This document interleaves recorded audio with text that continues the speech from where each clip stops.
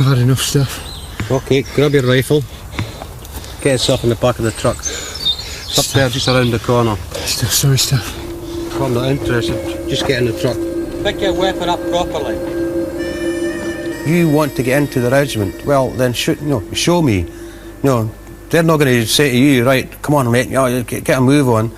You've got to show them that you want to get in, and you've got to do that by, self-determination, and self-discipline. After 3 weeks of the selection phase, many of the candidates will have given up.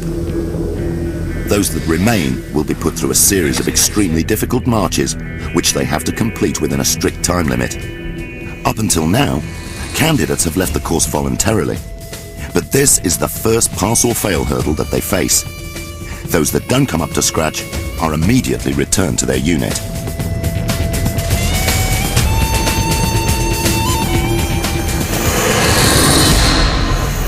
The need to march long distances is a tactical necessity for the SAS. But what does an SAS patrolman take on an operation behind enemy lines? The equipment that you carry is crucial to your combat effectiveness. All of this is an example of what one man might carry. Rations, spare ammunition for potential firefights, spare batteries for radios and torches, night sights, claymores. Claymores were first used by the SAS in Borneo.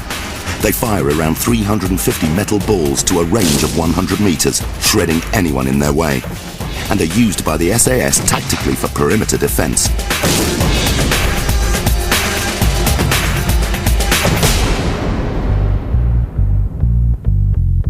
The final test week of the Welsh phase weeds out men who aren't physically fit enough to carry essential combat and survival equipment for long periods.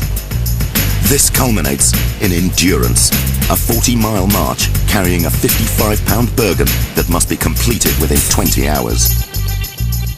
And what they're looking for is that mental determination and self-discipline and strength of mind, strength of character to continue when you're exhausted, but your mind and your heart is telling you, go through that barrier. It's like a marathon runner, when he's running in a marathon, they'll hit the barrier, as they call it, when you're the wall. You're physically exhausted. They've got no reserves left in your body, but they keep going because of the strength of determination, the strength of will to get through that and keep going. And when you're doing endurance, for instance, you're doing equivalent to 2 marathons, but during the previous 4 days, you're doing probably a marathon every single day. You're doing that marathon with 55 pound in your back, plus a 10-pound rifle and water and a belt kit. Around 3/4 of candidates don't survive the Welsh phase of selection. Those that do go on to the next stage, jungle training. During this phase, those that remain will be trained and tested in the standard operating procedures of the regiment.